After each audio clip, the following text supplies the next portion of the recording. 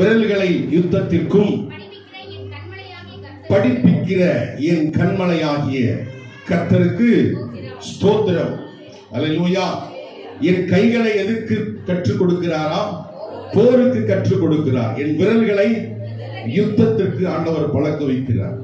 அல்லேலூயா. ஸ்தோத்திரம். ஆண்டவர் ஏற்கனவே இந்த செய்தியை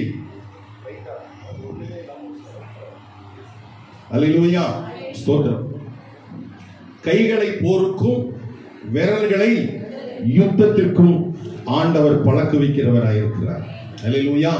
இந்த காலங்களிலே கர்த்தர் இந்த வார்த்தைகள் மூலமாக நம்மோடு இடைபடுவாராக, நம்மோடு பேசுவாராக. அல்லேலூயா ஸ்தோத்திரம். விசுவாசிகளாக ஆமென் ஸ்தோத்திரம். முதலாவது இந்த சபைக்கு வரும்பொழுது நாம் எப்படி வருகிறோம் என்றால் கிறிஸ்துவுக்குள் குழந்தைகளாக வருகிறோம்.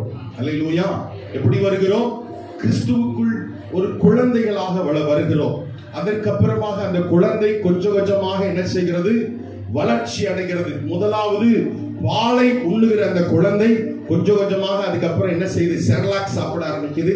அதுக்கப்புறமா இட்லி ஊட்டி விடுறாங்க. அதுக்கப்புறமா பருப்பு சோறு ஊட்டி விடுறாங்க. அதற்கப்புறமாக மட்டன் சிக்கன் எல்லாம் போட்டு அந்த குழந்தை பலமுள்ள குழந்தையாக வளர்கிறது. அல்லேலூயா.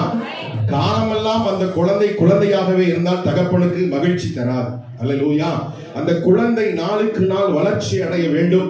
அப்பொழுதுதான் அந்த குழந்தையை பார்த்து அந்த தகப்பன் என்ன செய்வான்? சந்தோஷப்படுகிறவனாயிருப்பான். அருமையான கர்த்தருடைய பிள்ளையே, ஆமென் ஸ்தோத்திரம். நாம் சபைக்கு வந்து காலம் ஃபுல்லாக குழந்தைகளை போல ஒரு கையில ஃபீடிங் பாட்டை கையில வச்சுட்டு ஆமென் ஸ்தோத்திரம் ஒரு பால் குடிக்கிற குழந்தைகளாக இருக்க வேண்டும் என்பது கர்த்தருடைய சித்தம் அல்ல. அந்த குழந்தை வளர்ச்சி அடைய வேண்டும். எந்த அளவு வளர்ச்சி அடைய வேண்டும் என்று சொன்னால் வாசிக்க வேண்டாம். எபேசியர் நிருபம் 4வது அதிகாரத்தில் எழுதியிருக்கிறது, கிறிஸ்துவினுடைய நிறைவான வளர்ச்சிக்கு தக்கதாக பூரண புருஷனாகும் வரைக்கும் அந்த குழந்தை வளர வேண்டும் என்று சொல்லியிருக்கிறது. அல்லேலூயா. அல்லேலூயா. கிறிஸ்துவினுடைய நிறைவான வளர்ச்சிக்கு தக்கதாக அந்த குழந்தை என்ன செய்ய வேண்டும்?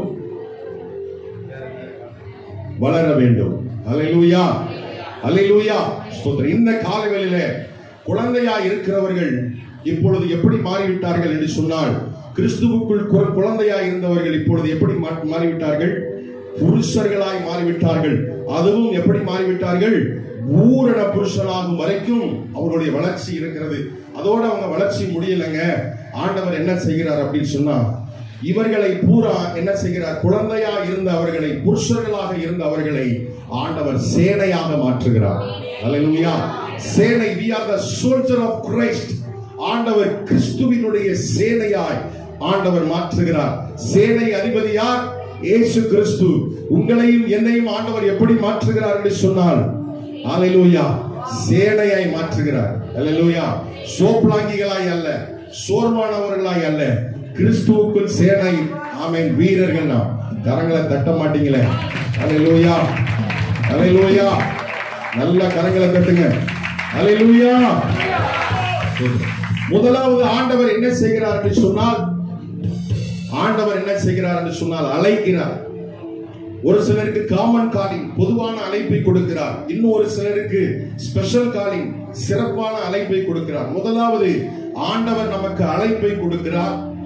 அழைப்பை கொடுத்த பின்பாக ஆண்டவர் என்ன செய்கிறார் என்று சொன்னால் செலக்ஷன் பண்ணுகிறார். ஒரு மிலிட்டரியில முதலாவது என்ன செய்வாங்க?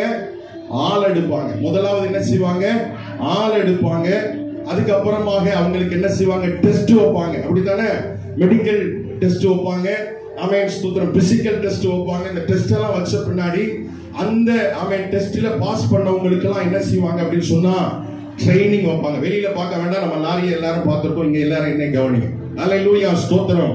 அல்லேலூயா ஸ்தோத்திரம். என்ன செய்வாங்க? முதலாவது மிலிட்டரியில ஆள் எடுப்பாங்க. இரண்டாவது டெஸ்ட் பண்ணுவாங்க. மூணாவது என்ன செய்வாங்க? பயிற்சி கொடுப்பாங்க. அல்லேலூயா. இதே காரியத்தை தான் ஆண்டவர் சொல்லுகிறார். அல்லேலூயா. இப்போ யாரு அப்படின்னு சொன்னா, நீங்க உங்களை என்ன நினைச்சுக்கிறோம்னா, கிறிஸ்துவுக்குள் நான் குழந்தை அல்ல. ஆமென் ஸ்தோத்திரம். I am a soldier of Christ. ஆமென். அல்லேலூயா. ஸ்தோத்திரம். ஆண்டவர் உங்களுக்கு என்ன ட்ரைனிங் கொடுக்கிறார் அப்படின்னு சொன்னா, உங்க கைகளை போருக்கும் உங்கள் விரல்களை யுத்தத்திற்கும் பழக்க வைக்கிறார். அல்லேலூயா. ஒரு ஆளை கையை வச்சு அடிச்சோம்னா கை வேற விரல் வேற, அது வேற. ஆமென் ஸ்தோத்திரம். ஆண்டவர் பாருங்க கைகளை போருக்கும். உதாரணமா கையை வச்சு அடிச்சு பாருங்க, மொத்தமா ஒரு அடி அடிக்க முடியும். ஆனா விரல் வந்து அப்படி கிடையாது. விரல் எதுக்கு யூஸ் பண்ணுது அப்படின்னு சொன்னா, விரல் எதுக்குன்னா குறி பார்த்து அடிக்கிறதுக்கு தான் விரல். புரியுதா உங்களுக்கு? கைய வந்து எதுக்கு கத்து கொடுக்கிறாரா சொல்லுங்க, அதுல என்ன போட்டிருக்கு படிங்க. கைகளை போருக்கும், விரல்களை யுத்தத்திற்கும். ரெண்டுமே போர் யுத்தம் எல்லாமே ஒண்ணுதான். ஆனா கைய வச்சு அடிச்சா மொத்தமா தான் அடிக்க முடியும். ஆனா விரலை வச்சு அடிச்சா, ஒரு ரிவல்வரை கையில பிடிக்கணும், ஒரு AK-47 கையில பிடிக்கணும்னா என்ன யூஸ் பண்ண வேண்டியிருக்கு? விரல். ஆமென் ஸ்தோத்திரம். நீ சண்டை போட்டா மாத்திரம் போதாது, குறி பார்த்து அடிக்கிறவனா இருக்கணும். அல்லேலூயா. இப்போ ஒரு பிசாசு இருக்குன்னு வச்சுக்கோங்களேன். ஒரு பிசாசு வருது. ஆமென் ஸ்தோத்திரம். அப்பாலே போ சாத்தானே அப்படின்னா அது கையை வச்சு அடிக்கிற மாதிரி. புரியுதா உங்களுக்கு? அப்பாலே போ சாத்தானே அப்படின்னா கையை வச்சு அடிக்கிற மாதிரி. ஆனா அது என்ன ஸ்பிரிட்னு கண்டுபிடிச்சு அடிக்கணும். பொய்யின் ஆவியை வெளியே போ. அல்லேலூயா. வேசித்தன் ஆவியை வெளியே போ. ஆமென் ஸ்தோத்திரம். வஞ்சக ஆவியை வெளியே போ, இச்சை ஆவியை வெளியே போ அப்படின்னு சொல்லி குறி பார்த்து அடிக்கிறதுக்கு பேர் தான் விரல். அல்லேலூயா. புரியுதா உங்களுக்கு? மொத்தமா அடிக்காம குறி பார்த்து அடிக்கணும். அல்லேலூயா. ஆகவேதான் ஆமென் ஸ்தோத்திரம், சங்கீதக்காரன் தாவீது குறி பார்த்து யார் அடிச்சான்? கோலியாத் அடிச்சான்.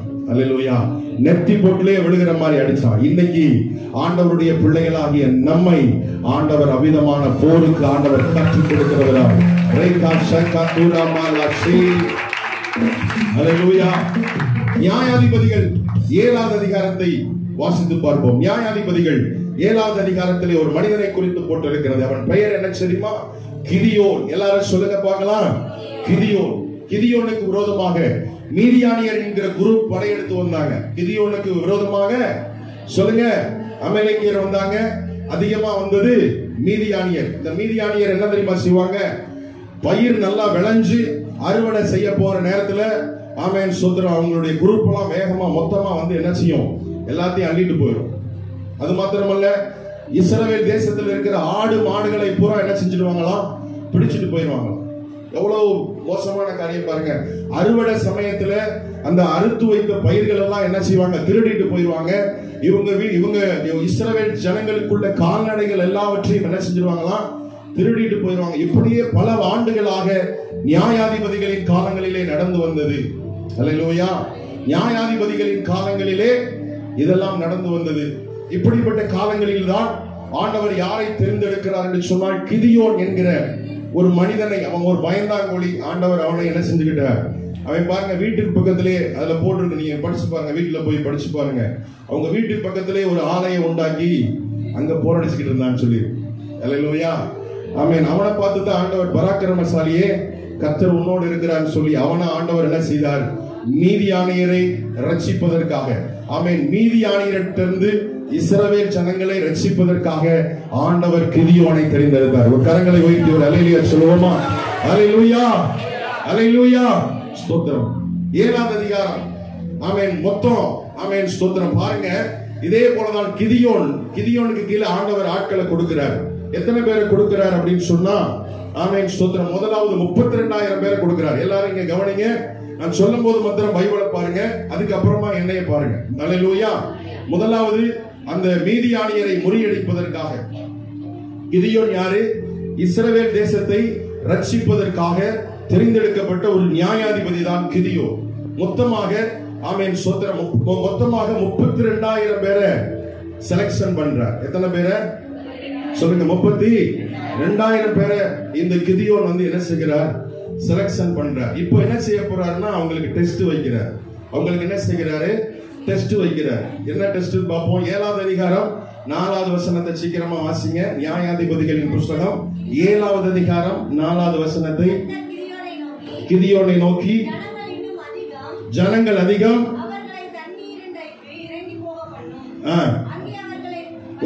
சாரி இல்ல, அந்த வசனம் இல்ல. ஸ்தோத்திரம். 3வது வசனத்தை வாசிப்போம். ஆகையால் பயமும் திகிலும் உள்ளவன் எவனோ அவன் திரும்பி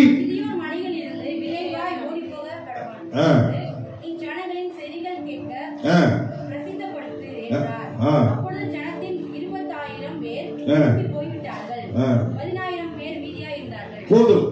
இங்க ஒரு பரீட்சை வைக்கிறார் அவர். அல்லேலூயா. மொத்தம் எத்தனை பேரு? 22,000, 22,000 பேர். அல்லேலூயா. அந்த 22,000 பேரை வரிசையா நிப்பாட்டி வச்சுட்டு கிதியோனை பார்த்து ஆண்டவர் சொல்றாரு, இந்த குரூப்ல பயந்தவங்க எல்லாம் வெளியே போங்கடா அப்படின்னு சொல்றாரு. அல்லேலூயா. உங்களை நிப்பாட்டி அப்படி சொன்னா நீங்க எத்தனை பேர் வெளியில போவீங்க? உங்களுக்கு தான் தெரியும். அப்படித்தானே? பயமும் திகிலும் உள்ளவன் எவனோ அவன் வெளியில போங்கடா அப்படின்னு சொல்றாரு. அல்லேலூயா. அதுல எத்தனை பேர் போயிட்டாங்க அப்படின்னா 22,000 பேர் போயிட்டாங்க. மொத்தம் எத்தனை பேரு? 32,000 பேர். மொத்தம் 32,000 பேரு. அதுல எத்தனை பேர் இருக்கிறாங்க? 22,000 பேர் மொத்தம் இருக்கிறாங்க. சாரி, 22,000 பேர் வெளியில போயிட்டாங்க. இப்ப எத்தனை பேர் இருக்கிறாங்க? 10,000 பேர் இருக்கிறாங்க. அதுல ஆமென் சொல்ற அதுல இருக்கிற டிரான்ஸ்லேஷன் நம்ம இங்கிலீஷ் பைபிளை பார்த்தா தான் புரியும். அல்லேலூயா. 10,000 பேர் இருக்கிறாங்க. சரி, இப்ப 10,000 பேருக்கு ஒரு டெஸ்ட் வைக்க போறாரு. 10,000 பேருக்கு ஒரு டெஸ்ட் வைக்க போறாரு. என்ன டெஸ்ட் அப்படின்னு சொன்னா, ஆமென், 5வது வசனத்தை சீக்கிரமா வாசிங்க. 5வது வசனத்தை.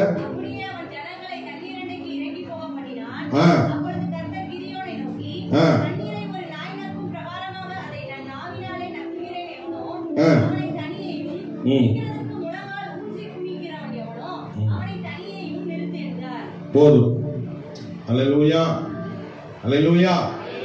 இவங்களை கூட்டிட்டு போய் ரெண்டாவது ஒரு டெஸ்ட் வைக்கிறார்.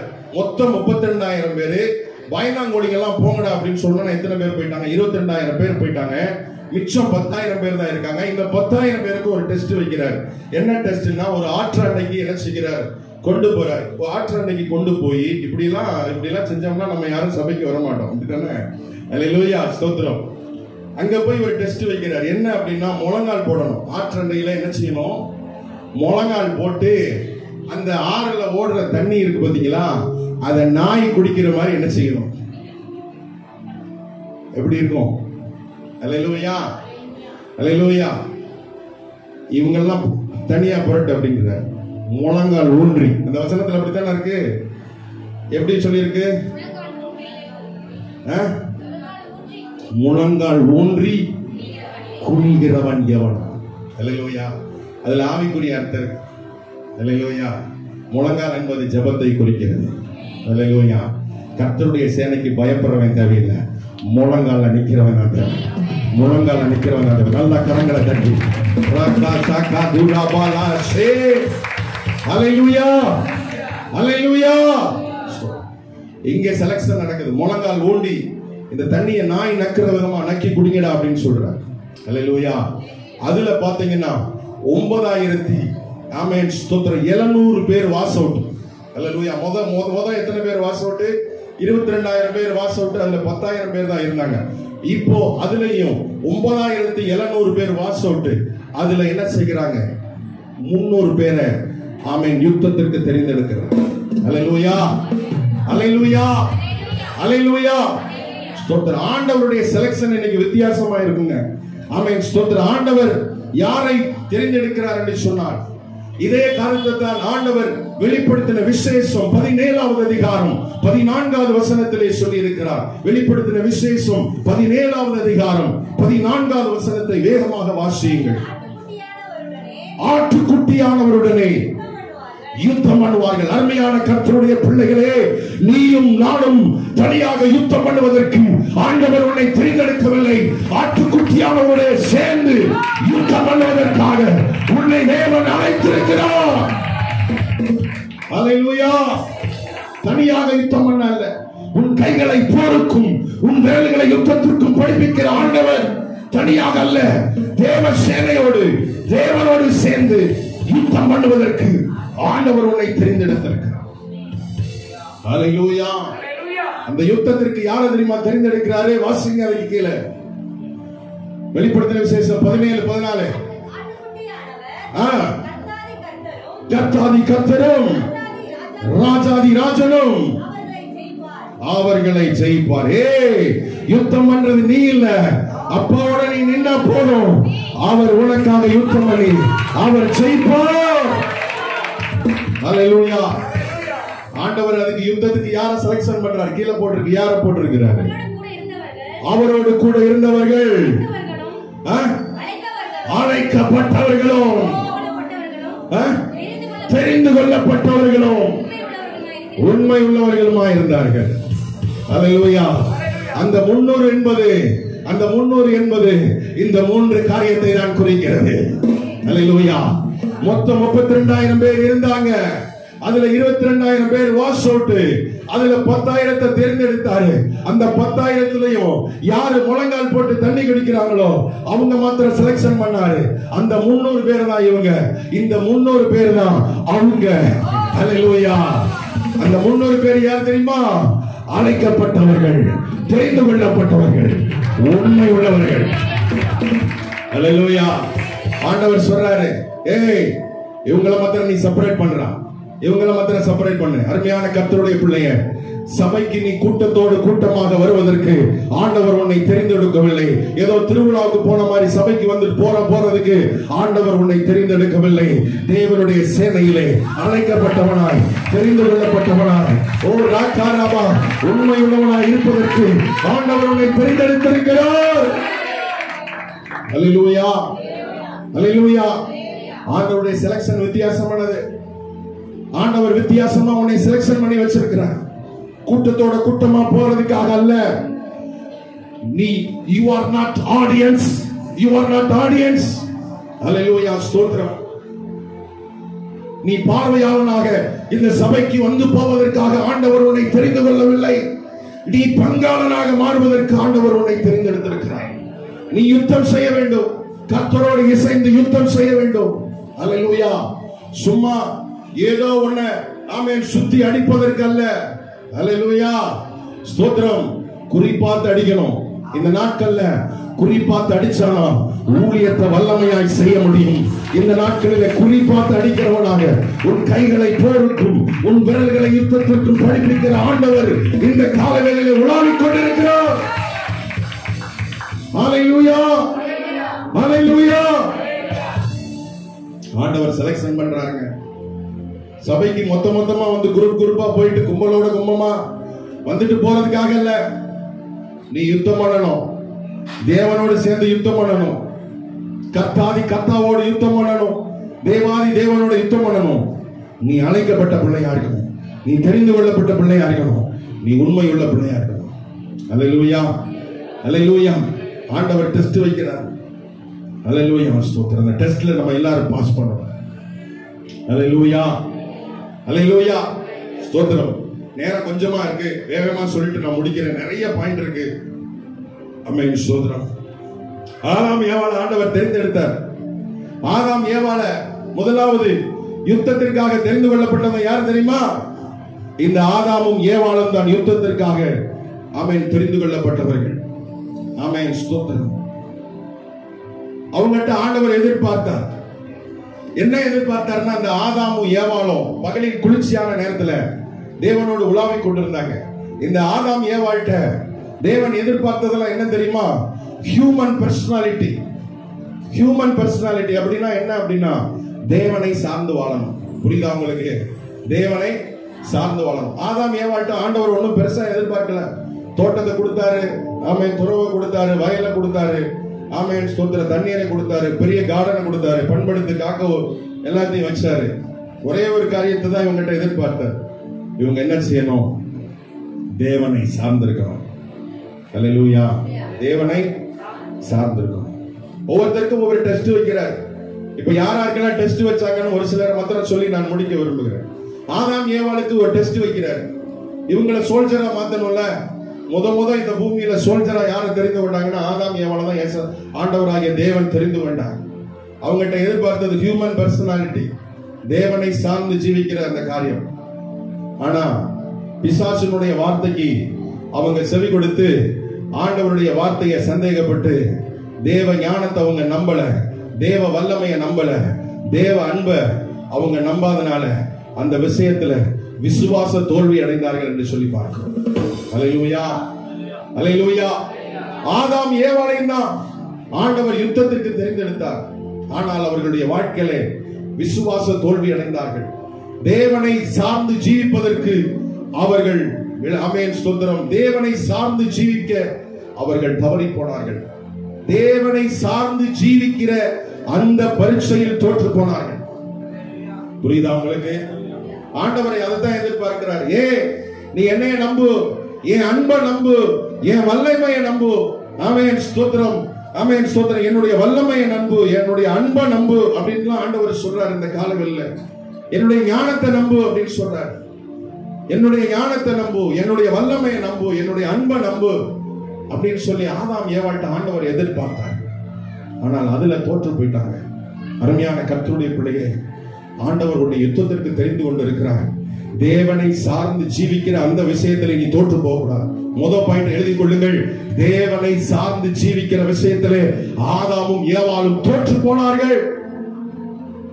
அல்லேலூயா. தேவனை சார்ந்து ஜீவி. உன் குடும்பத்திலே தேவனை சார்ந்து ஜீவிக்கிறாயா? தேவனுடைய அன்பை விசுவாசிக்கிறாயா? தேவனுடைய ஞானத்தை விசுவாசிக்கிறாயா? தேவனுடைய வல்லமையை விசுவாசிக்கிறாயா? இந்த காலங்களிலே ஆண்டவர் உன்னோடு தெளிவாக பேசிக் கொண்டிருக்கிறார்.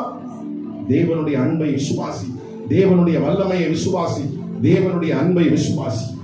தேவனை சார்ந்து ஜீவிக்க ஆமென் ஸ்தோத்திரம் ஆண்டவர் உன்னை எதிர்பார்க்கிறார். யுத்தத்திற்கு பழக்குவிக்கிற ஆமென் ஸ்தோத்திரம் ஆண்டவர் உன்னிடத்தில் என்ன எதிர்பார்க்கிறார் தெரியுமா? Human personality. ஹியூமன் பர்சனாலிட்டி, தேவனை சார்ந்து ஜீவிக்கிற அந்த தன்மையை ஆண்டவர் உன்னிடத்தில் எதிர்பார்க்கிறார். அல்லேலூயா. யுத்தத்திற்கு போகிற அருமையான சகோதரனே, உங்ககிட்ட ஆண்டவர் எதிர்பார்க்கிறது எல்லாத்திலையும் கர்த்தரை சார்ந்து தேவனை சார்ந்து ஜீவி என்று சொல்லி உன்னிடத்தில் ஆண்டவர் எதிர்பார்க்கிறார். அல்லேலூயா. இரண்டாவது ஆமென் ஸ்தோத்திரம், இரண்டாவது தெரிந்தெடுத்த மனிதன் யார் தெரியுமா? ஆமென் ஸ்தோத்திரம் யோபு. எனக்கு இன்னும் ஒரு 10 நிமிஷம் தான் இருக்கு, அதுக்குள்ள நான் பிரசங்கத்தை முடிக்கிறேன். அதனால நான் சீக்கிரமா நான் சொல்லி முடிக்கிறேன். இரண்டாவது தெரிந்தெடுத்த மனிதன் என்ன? யாரு? யோபு. ஆதாமும் ஏவாளும் எதுல தோத்து போயிட்டாங்க? தேவனை சார்ந்து ஜீவிக்கிற அந்த விஷயத்துல தோற்று போனாங்க. தேவனை எதுல எல்லாம் சார்ந்து ஜீவிக்கணும்?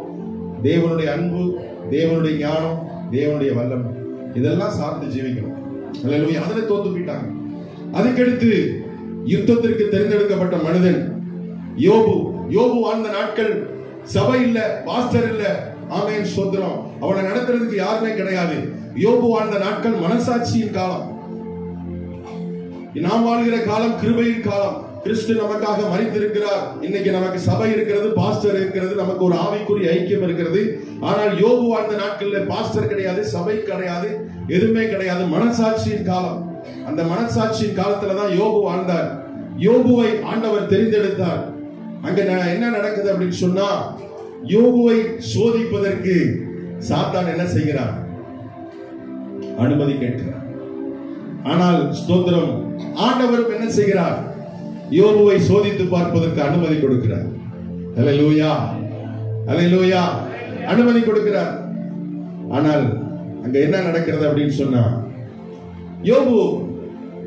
யோபுவை சாத்தான் என்ன செய்கிறான்? டெஸ்ட் பண்றான். உச்ச தலையிலிருந்து உள்ளங்கால் வரைக்கும். ஆண்டவர் சொல்லிட்டார், அவன் ஜீவனை மாத்திரம் என்ன செய்யாது, தொடர்றதுக்கு உனக்கு அதிகாரம் கிடையாது. அவன் சரீரத்தெல்லாம் தொட்டுப்பார், என் பிள்ளைய தொட்டுப்பார், எப்படி வேணாலும் நீ தொட்டுக்கோ. ஆனா என் பிள்ளை என்ன செய்ய மாட்டான்? என்னை விட்டு வழி விலகி போக மாட்டான். அல்லேலூயா, அல்லேலூயா. ஆண்டவர் இரண்டாவது வைக்கிற டெஸ்ட், முதல் வைக்கிற டெஸ்ட் என்ன தெரியுமா? என் பிள்ளை என்னை சார்ந்து வாழுதா இல்லையா? அதுதான் டெஸ்ட், முதல் டெஸ்ட். புரியுதா உங்களுக்கு? என் பிரசங்கத்தை புரிஞ்சுக்குங்க.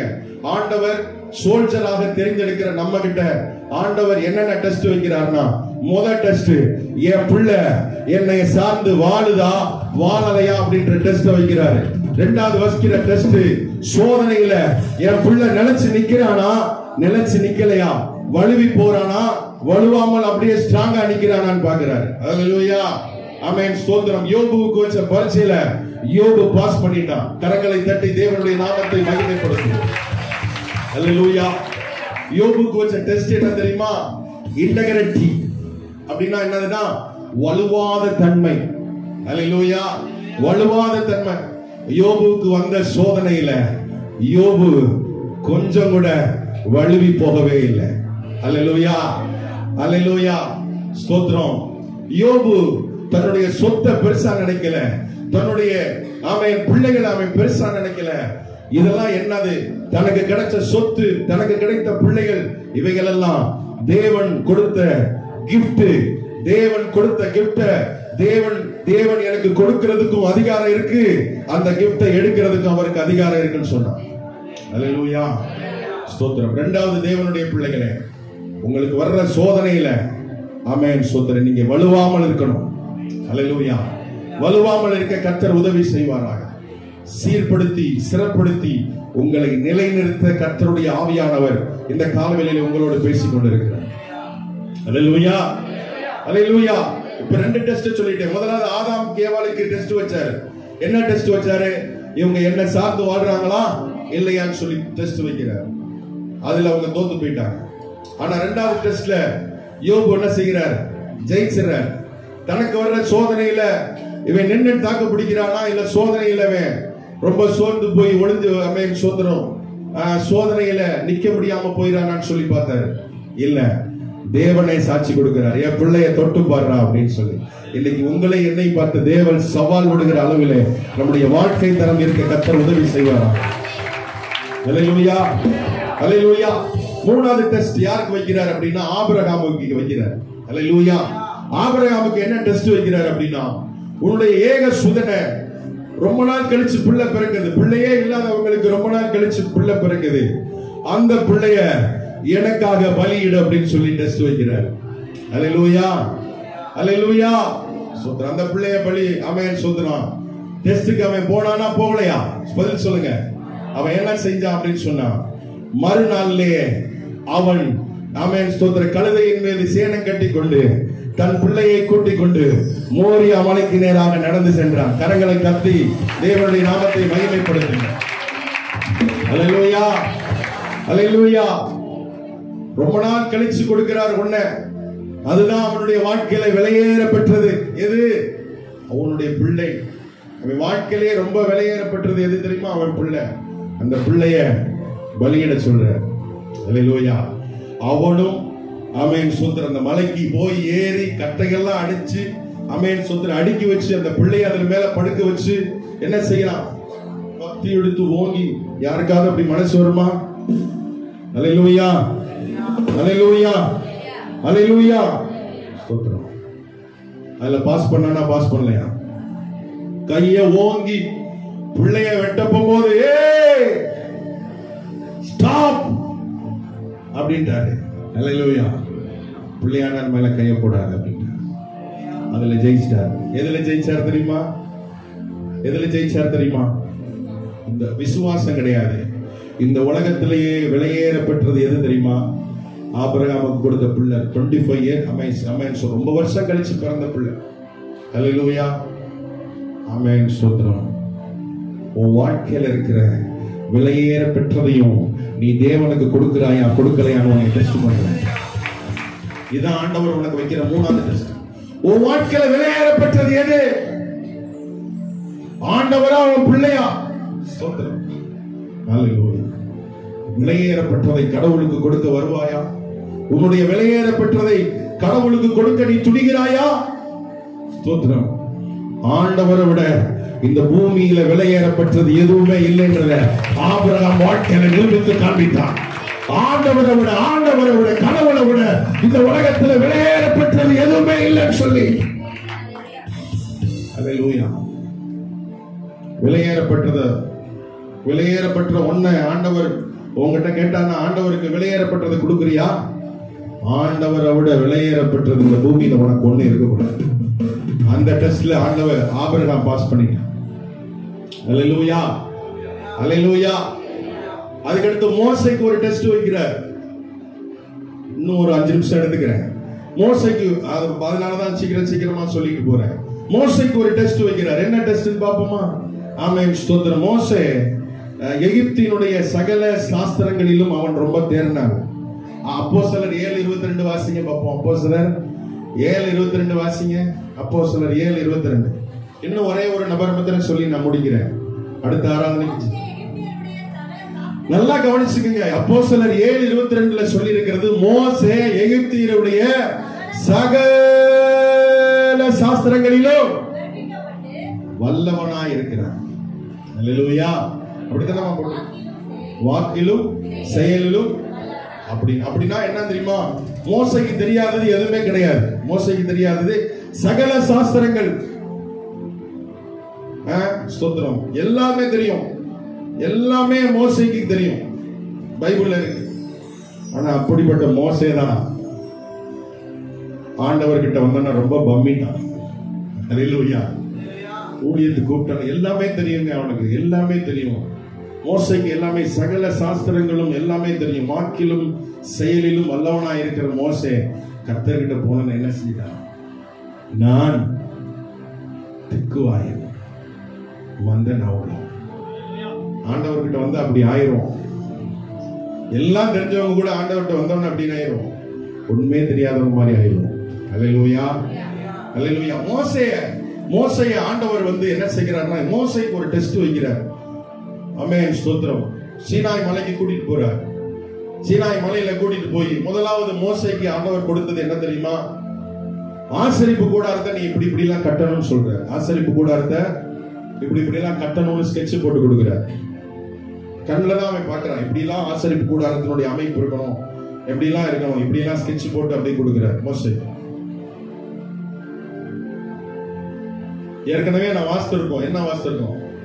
மோசே எகிப்தியருடைய சகல சாஸ்திரங்களிலும் அவன் என்ன செய்வான்? வல்லவன். வாக்கிலும் செயலிலும் வல்லவன். அப்படிப்பட்ட மோசைக்கு மலையில போய் ட்ரைனிங் கொடுக்கிறார். இந்த மாதிரி எல்லாம் ஆசரிப்பு கூட இருக்கணும், இந்த மாதிரி கட்டணும் அப்படின்னு சொல்லி அவனுக்கு ஒரு டெஸ்ட் வைக்கிறார். முதல் டெஸ்ட். மோசைக்கு 2 டெஸ்ட் வைக்கிறார். தன்னுடைய ஞானத்தை அவன் பயன்படுத்துறானா, தேவனுடைய ஞானத்தை. அவனுக்கு சகல சாஸ்திரமும் தெரியும், கட்டட சாஸ்திரத்துல இருந்து எல்லா சாஸ்திரமும் தெரியும். தன்னுடைய ஞானத்தை பயன்படுத்துறானா, தேவ ஞானத்தை பயன்படுத்துறானா? ஆசரிப்பு கூடாரத்துல ஒரு அமைப்பை தான் காமிச்சாரு. அங்க போய் அவர் கட்டடம் கட்டி காமிக்கல, ஆனா அமைப்பை தான் ஆண்டவர் அங்க காமிச்சாரு. ஆனா மோசே மலையை விட்டு இறங்கி ஒரு பெரிய ஆசரிப்பு கூடாரத்தை ஆளாக டிசைன் பண்ணி உருவாக்கிட்டார். அல்லேலூயா, அல்லேலூயா.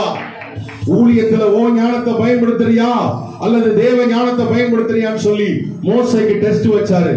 அவன் பாஸ் பண்ணிட்டான். அல்லேலூயா, ஆமென், ஸ்தோத்திரம். ஆண்டவருடைய செலக்ஷன் இப்படிதான் இருக்கும். ஊழியத்துக்கு வந்தோம்னா ஓ ஞானத்தை பயன்படுத்துறியா இல்ல கடவுள் கொடுத்த ஞானத்தை நீ பயன்படுத்துறியா? அடுத்த டெஸ்ட் வைக்கிறார். அடுத்த டெஸ்ட் வைக்கிறார். என்ன டெஸ்ட் வைக்கிறார் அப்படின்னு சொன்னா, அதுக்கடுத்து திரும்பவும் ஆமென், ஸ்தோத்திரம், சீனாய் மலையில போய் மேல போறாரு. 40 நாள் ஃபாஸ்டிங் போறாரு. 40 நாள் ஃபாஸ்டிங் போட்டோன்னே கீழே இருக்கிறவங்க எல்லாம் என்ன செஞ்சாங்க? கீழே இருக்கிற ஜனங்கள் எல்லாரும் ஒரு பொன் கன்று குட்டியை செய்து ஒரு விக்கிரகமா செய்து நீ தான் எங்களுக்கு தெய்வம் அப்படின்னு சொல்லி என்ன செஞ்சிட்டாங்க? ஆர்ப்பரிக்க ஆரம்பிச்சிட்டாங்க. ஆரோனும் அதுல சேர்ந்துட்டான். மோசே மலையில இருந்து இறங்கி வர்றான். கீழே பார்க்கிறான். பயங்கர வெறுப்பாயிட்டான். அவன் கோபத்தில் என்ன செஞ்சிட்டான்? அந்த கற்பனைகள்லாம் தூக்கி போட்டு உடைச்சிடறான். மோசைக்கு அவ்வளவு கோபம் வந்துச்சு. ஆண்டவருக்கு எவ்வளவு கோபம் வரும்? அல்லேலூயா.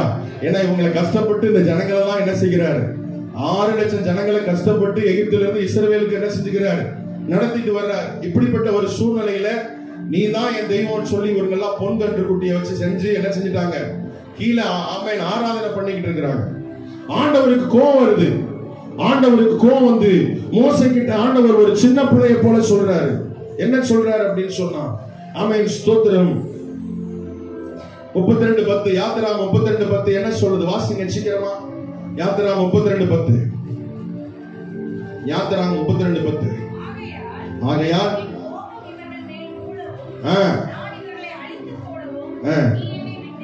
என்னை வெற்றுடானே அப்படின்றாரு. அல்லேலூயா. மோசே கிட்ட சொல்றாரு, நான் இவங்களை என்ன செய்ய போறேன்? இவங்க மேல எனக்கு கோபம் வந்துருச்சு, இவங்களை நான் அழிக்க போறேன், என்னை வெற்று அப்படின்றாரு. அல்லேலூயா. சொல்லிட்டு அப்புறம் என்ன சொல்றாரு? நான் உன்னைய பெரிய ஜாதியாக்குவேன். அல்லேலூயா.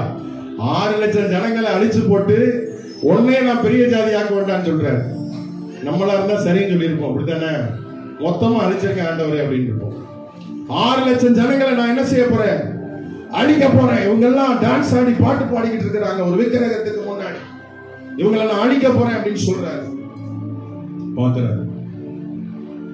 அவன் சொல்றாரு, அழிக்க போறேன் அப்படின்னு. நான் உன்னை பெரிய ஜாதி ஆக்குறேன், இவங்களெல்லாம் நான் அழிக்க போறேன், என்னை விட்டுரு அப்படின்னு சொல்றாரு. ஆனா மோசே என்ன செய்தாரா? அவன் 31, 32 அவன் வாசிக்க பார்க்கலாம். என் பேரை என்ன செய்யுங்க? ஜீவ புஸ்தகத்திலிருந்து கிறுக்கி போட்டிருங்க. என் ஜனங்களை மாத்திரம் அடிக்காதீங்க ஆண்டவரே, என் ஜனங்களை மாத்திரம் அடிக்காதீங்க ஆண்டவரே. அல்லேலூயா, அல்லேலூயா. ஆண்டவர் அடுத்து வைக்கிற மோசைக்கு என்ன தெரியுமா டெஸ்ட் வைக்கிறாரு? நீ உனக்காக வைராக்கியம் பாராட்டுகிறாயா, தேவனுக்காக வைராக்கியம் பாராட்டுகிறாயா? அதான் டெஸ்ட்.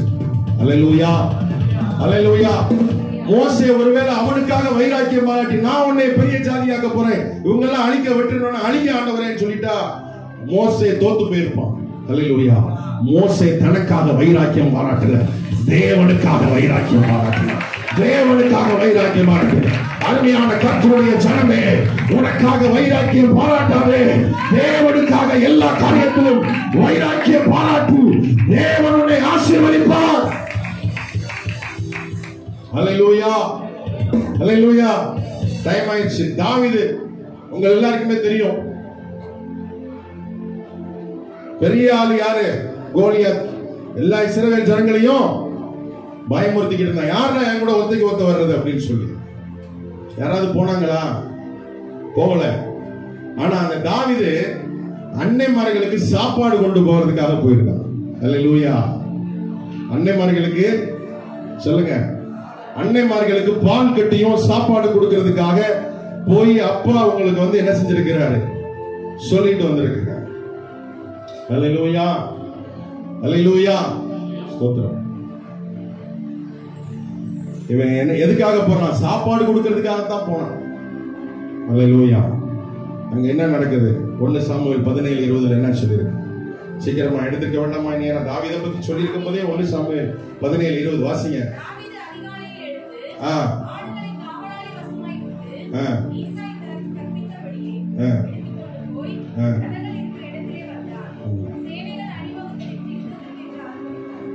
அந்த சேனைகளின் தேவனை நிந்தித்த அந்த சம்பவத்தை வாசி. இஸ்ரவேலின் தேவனை நிந்தித்த அந்த சம்பவம்.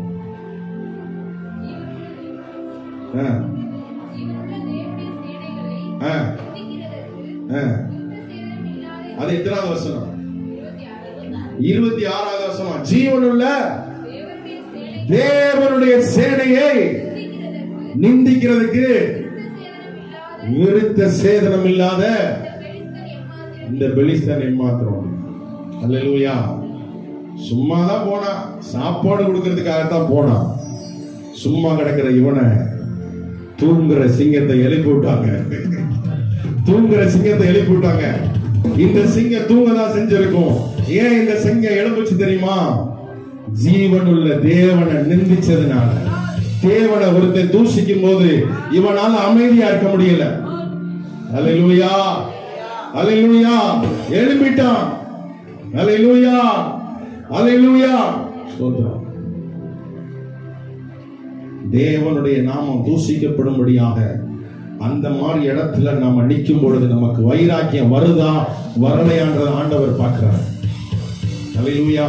அடுத்த டெஸ்ட் அதான். நம்ம பணிபுரிகிற இடத்துல, ஆமென் ஸ்தோத்திரம், நம்ம ஒர்க் பண்ற இடத்துல தேவ நாமம் தூஷிக்கப்படும்படியாக ஏதாவது நடக்குதா? அப்போ நீ எப்படி இருக்க? நீ அவங்களோட சேர்ந்து பல்ல காமிச்சு சிரிச்சுக்கிட்டு இருக்கிறாயா? உனக்கு ஜீவன் உள்ள தேவனை குறித்து வைராக்கியம் வருதான்னு சொல்லி ஆண்டவர் பார்த்து கொண்டிருக்கிறார். அல்லேலூயா. அங்க சும்மாதான் போனான், பால் கட்டியை கொடுக்கிறதுக்கு தான் போனான். ஆனா ஒருத்தன் இஸ்ரவேலின் தேவனை, இந்த பரிசுத்த தேவனை அவன் என்ன செய்தான்? நிந்தித்து விட்டான். அல்லேலூயா. ஆகவேதான் என் அப்பா பரமண்டல ஜெபத்திலே முதலாவது கற்றுக் கொடுத்த பாடம், உமது நாமம் பரிசுத்தப்படுவதாக, உம்முடைய ராஜ்யம் வருவதாக, உம்முடைய சித்தம் பரலோகத்தில் செய்யப்படுவது போல பூமியிலும் செய்யப்படுவதாக. முதல் காரியமே என் தேவனுடைய நாமம் பரிசுத்தப்படணும். தேவனுடைய நாமம் தூஷிக்கப்படும்படி நீ நடக்க கூடாது. அதான் அப்பா உங்ககிட்ட எதிர்பார்க்கிறது. 5 காரியங்களை உன்னிடத்தில் சொன்னேன். ஆமென் ஸ்தோத்திரம். முதலாவது வேகமாக சொல்லி முடிக்கிறேன். ஆதாம் ஏவாள்கிட்ட இருந்து நம்ம கற்றுக்கொண்ட காரியம், தேவனை சார்ந்து ஜீவிக்கிறாயா இல்லையா? அதுதான் உனக்கு ஆண்டவர் கொடுத்த முதலாவது டெஸ்ட். ஆமென் ஸ்தோத்திரம். யோபு கிட்ட இருந்து நம்ம கற்றுக் கொடுக்கிற பாடம், ஒரு சோதனை நேரத்தில் உன்னுடைய இருதயம் உத்தமமா இருக்கிறதா, வழுகி போகிறதா? ஸ்தோத்திரம். அதுதான் ஆண்டவர் உனக்கு கொடுக்கிற 2வது டெஸ்ட். 3வது டெஸ்ட், இந்த உலகத்திலே ஆண்டவரை விட வேறு எதையாவது நீ அதிகம் நேசிக்கிறாயா அல்லது ஆண்டவரை மட்டும் நேசிக்கிறாயா? அதுதான் அதுதான் ஆண்டவர் உனக்கு கொடுக்கிற மூன்றாவது டெஸ்ட். நாலாவது, ஊழியத்திற்கு வரும்போது தேவ ஞானத்தை பயன்படுத்துகிறாயா அல்லது உன்னுடைய ஞானத்தை பயன்படுத்துகிறாயா? தேவனுக்காக வைராக்கியம் பாராட்டுகிறாயா அல்லது உனக்காக வைராக்கியம் பாராட்டுகிறாயா? அதுதான் உனக்கு கொடுக்கிற நாலாவது டெஸ்ட். அஞ்சாவது டெஸ்ட், தேவனை தூசிக்கிற இடத்துல நீ நின்று பல்ல காமிச்சுக்கிட்டு இருக்கியா அல்லது வைராக்கியமா இருக்கிறியா? அதுதான் உனக்கு கொடுக்கிற அஞ்சாவது டெஸ்ட். ஆண்டவர் இந்த நாட்களில் அழைக்கப்பட்டவர்களையும் தெரிந்து கொள்ளப்பட்டவர்களையும் உண்மையுள்ளவர்களையும் கர்த்தர் தேடிக் கொண்டிருக்கிறார். ஏன் அந்த நபர் நாமாக இருக்கக்கூடாது? அப்படிப்பட்ட நபர்களுக்கு தான் ஆண்டவர் பயிற்சி கொடுக்கிறார். உன் கைகளை போருக்கும் உன் விரல்களை யுத்தத்திற்கு பழக்க வைக்கிறார். ஹல்லேலூயா. ஏன் நீ அழைக்கப்பட்ட நபராக இருக்கக்கூடாது? ஏன் தெரிந்து கொள்ளப்பட்ட நபராக இருக்கக்கூடாது? ஏன் ஆண்டவருக்கு உண்மையுள்ள நபராக இருக்கக்கூடாது? எழுந்து நிற்போம், ஜெபம் பண்ணுவோம். ஹல்லேலூயா, ஸ்தோத்திரம். ஆண்டவர்கிட்ட சொல்லுங்க, ஆண்டவரே நான் உம்மை சார்ந்து ஜீவிக்க எனக்கு கிருபை தாரும். ஆண்டவரே சோதனை நேரத்திலே எனக்கு உத்தமமான இருதயத்தை தாரும். வலிவி போகிற இருதயம் எனக்கு வேண்டாம் ஆண்டவரே. ஆமென், ஸ்தோத்திரம். எந்திரிப்பதற்கே பல மணி நேரங்கள் ஆகிறது. யுத்தத்திற்கு பழக்க வைக்கப்பட்ட குதிரைகளுக்கு ஆமென் எந்திரிப்பதற்கே பல மணி நேரங்கள் ஆகிறது. சீக்கிரமாக எழும்புங்கள், டைம் ஆயிடுச்சு. ஹல்லேலூயா, ஸ்தோத்திரம். நான் பாதி ஜெபம் முடிச்சிட்டேன். ஹல்லேலூயா, ஹல்லேலூயா. அடுத்தபடியாக ஹல்லேலூயா, ஸ்தோத்திரம். அந்த தாவீதை பார்த்து தான் என் இருதயத்துக்கு ஏற்றவன் அப்படின்னா தேவன் நாம தூசிக்கக்கூடாதா? அந்த இடத்துல நீயும் பல்ல காமிச்சிட்டு நிற்க கூடாது. வைராக்கியம் வரணும், வைராக்கியம் வரணும். ஹல்லேலூயா. அதுக்காக அவன்கிட்ட போய் மல்லு கட்டி சண்டை போடல. ஓ ஆண்டவரை பத்தி நீ சொல்லு. ஹல்லேலூயா, ஹல்லேலூயா. கர்த்தர் நம்மை ஆசீர்வதிப்பார். ஆமென். இந்த நாட்களிலே ஒரு வைராக்கியம் உள்ள சேவையை கர்த்தர் எதிர்பார்த்து கொண்டிருக்கிறார். வைராக்கியம் உள்ள ஆமென் உண்மையுள்ள தெரிந்து கொள்ளப்பட்ட ஆமென் ஸ்தோத்திரம், ஆமென் ஸ்தோத்திரம் நபர்களை ஆண்டவர் தேர்ந்தெடுத்துக் கொண்டிருக்கிறார். அப்படிப்பட்ட நபர்களை தான் என்ன செய்கிறார்? பழக்க வைக்கிறார். உன் கைகளை போருக்கும் உன் விரல்களை யுத்தத்திற்கு பழக்க வைக்கிறார். ஹல்லேலூயா. ஆண்டவர் சமீப நாட்களாக பல காரியங்களை செய்து கொண்டிருக்கிறார். டைம் இல்ல, பேசுறதுக்கு டைம் இல்ல. கர்த்தருக்கு உன்னை முழுமையாக ஒப்புக்கொடு. நீ கிறிஸ்துவுக்குள் குழந்தையா இருக்காதே. நீ ஒரு வளர்ச்சி அடைந்த ஒரு பிள்ளையா இருக்க வேண்டும். வளர்ச்சி அடைந்த பிள்ளையா இருக்கணும். சபைக்கு ஆசீர்வாதமான பிள்ளையா மாறணும். உன் கைகளை போர்களுக்கும் உன் விரல்களை யுத்தத்திற்கும் ஆண்டவர் பழக்க வைக்கிறார். ஹல்லேலூயா. அழைக்கப்பட்ட பிள்ளையாயிரு, தெரிந்து கொள்ளப்பட்ட பிள்ளையாயிரு, உண்மையுள்ள பிள்ளையாயிரு, தேவனை சார்ந்து ஜீவிக்கிற பிள்ளையாயிரு. ஆமென், ஸ்தோத்திரம். சோதனை நேரத்திலே வலிவி போகாத பிள்ளையாயிரு. இந்த உலகத்திலே ஆண்டவரை விட உனக்கு எந்த நேசமும் இருக்கக்கூடாது. ஆண்டவர் தான் உனக்கு பெரிய ஹீரோவா இருக்கணும். ஆண்டவரை விட ஒரு பெரிய ஹீரோ உன் உள்ளத்துக்குள்ள இருக்கக்கூடாது. ஆமென், ஸ்தோத்திரம். உனக்காக வைராக்கியம் பாராட்டக்கூடாது. ஜனங்களை மொத்த ஜனத்தை அழிச்சிட்டு நான் அழிக்க போறேன், உன்னை ஆசீர்வதிக்க போறேன்றப்ப என் பேரை கூட கிறுக்கி போட்டுருங்க. என் ஜனங்களை ஆசீர்வதி. இது யாருக்கு தெரியுமா அடையாளம் இருக்கு? என் ஏசப்பாவுக்கு அடையாளமா இருக்கு. ஏசப்பா என் ஜீவனை இந்த ஜனங்களுக்காக சிந்துறேன். மொத்த உலகத்தை ரட்சிப்பதற்காக என் தேவன் பரலோகத்தை விட்டு இந்த பூமிக்கு இறங்கி வந்தார். அதற்கு அடையாளமா இருக்கிறது மோசே விண்ணப்பம். என் பேரை கிறுக்கி போட்டு என் பேரை கூட ஜீவ புஸ்தகத்துல இருந்து கிறுக்கி போட்டுருங்க. ஆனா ஏன் ஜனங்கள் ரட்சிக்கப்படணும். இன்னைக்கு ஏசப்பாவும் அதுக்காக தான் இந்த உலகத்துக்கு வந்தாரு. மொத்தமா ஆமென் ஸ்தோத்திரம் ஏன் ஜீவனை கூட எடுத்துக்கங்க பிதாவே. ஆனால் என்னுடைய ஜனங்கள் ஆமென் ரட்சிக்கப்பட வேண்டும். 7 கண்டத்தில் இருக்கிற ஜனங்கள் ரட்சிக்கப்பட வேண்டும். Glory to Jesus. தேவநாமம் தூசிக்கப்படக்கூடாது. உன் மூலமாய் தேவநாமம் தூசிக்கப்படக்கூடாது. நீ தேவனை சார்ந்து ஜீவிக்க வேண்டும். உனக்கு ஆண்டவர் தான் ஹீரோவா இருக்க. ஸ்தோத்திரம். கர்த்தர் உன்னோடு பேசி இருக்கிறார். நீ அழைக்கப்பட்ட பிள்ளையாயிரு, தெரிந்து கொள்ளப்பட்ட பிள்ளையாயிரு, உண்மையுள்ள பிள்ளையாயிரு. ஆண்டவர்கிட்ட எது இல்லையோ அதை கேளு. ஸ்தோத்திரம். திங்கள்ல ஒரு கனி வேணும் கேளு. செவ்வாய் ஒரு கனி வேணும் கேளு. 9 கனிகள் இருக்கு. திங்கக்கிழமை எனக்கு ஒரு கனி வேணும். இந்த கனி எனக்குள்ள திங்கக்கிழமை வேணும்னு சொல்லி கேளுங்க. அன்பு இல்லையா? எனக்கு அன்புன்ற கனி திங்கக்கிழமை வேணும்னு சொல்லுங்க. சந்தோஷம் சமாதானம் இல்லையா? எனக்கு சமாதானம்ன்ற கனியை தாங்க. சந்தோஷம்ன்ற கனியை எனக்கு தாங்க. வியாழக்கிழமை நீடிய பொறுமைன்ற கனியை தாங்க. வெள்ளிக்கிழமை இச்சையடக்கம்ன்ற கனியை தாங்கன்னு சொல்லி ஒவ்வொரு நாளும் ஒவ்வொரு கனியை கேட்டு ஏன் நீ டெவலப் பண்ணக்கூடாது? ஸ்தோத்திரம். ஒவ்வொரு கனியை கேள. ஸ்தோத்திரம். ஒரு கனியுள்ள வாழ்க்கை வாழ ஆமென். ஸ்தோத்திரம். ஆண்டவர் உனக்கு உதவி செய்வாராக. அன்பின் பரலோக தகப்பனே, எங்களை நேசிக்கிற நல்ல ஆண்டவரே, இந்த காலங்களில் உடைய பிள்ளைகளோடு பேசின கிருபைகளுக்காக நன்றி செலுத்துகிறோம் ஆண்டவரே. உடைய வார்த்தைகளை கேட்ட உடைய பிள்ளைகளை தேவன் ஆசீர்வதிக்கும்படியாய் ஜெபிக்கிறோம். பிள்ளைகளை கைகளை போருக்கும் விரல்களை யுத்தத்திற்கும் பழக்க வைக்கும்படியாய் ஜெபிக்கிறோம். செய்தியை கேட்ட ஒவ்வொருவரையும் தேவ சேனையில் எழும்பி நிற்கிற யுத்த குதிரைகளாய் மாற்றுவீராக ஜெபிக்கிறோம். வந்த பிள்ளைகளை தேவன் ஆசீர்வதி. இயேசுவின் நாமத்தில் பிதாவே. என் ஆத்துமாவே கர்த்தரை ஸ்தோத்திரி, என் முழு உள்ளமே பரிசுத்த நாமத்தை ஸ்தோத்திரி. என் ஆத்துமாவே கர்த்தரை ஸ்தோத்திரி. கர்த்தர் செய்த சகல உபகாரங்களையும் மறவாதே. ஆமென். நம்முடைய கர்த்தராய் இருக்கிற இயேசு கிறிஸ்துவின் கிருபையும் பிதாவாகிய தேவனுடைய அன்பும் பரிசுத்த ஆவியானவருடைய அந்யோன்ய ஐக்கியமும் சந்தோஷமும் சமாதானமும் நிறைவும் ஆசீர்வாதமும் இப்பொழுதும் எப்பொழுதும் ஆண்டவருடைய வருகை மட்டும் சதா காலங்களிலும் நம் அனைவரோடும் தங்கி இருப்பதாக. ஆமென். ஆமென். அல்லேலூயா சொல்லுவோம். ஹல்லேலூயா, ஹல்லேலூயா, ஹல்லேலூயா. கர்த்தர் உங்கள் யாவரையும் ஆசீர்வதிப்பாராக. ஆமென்.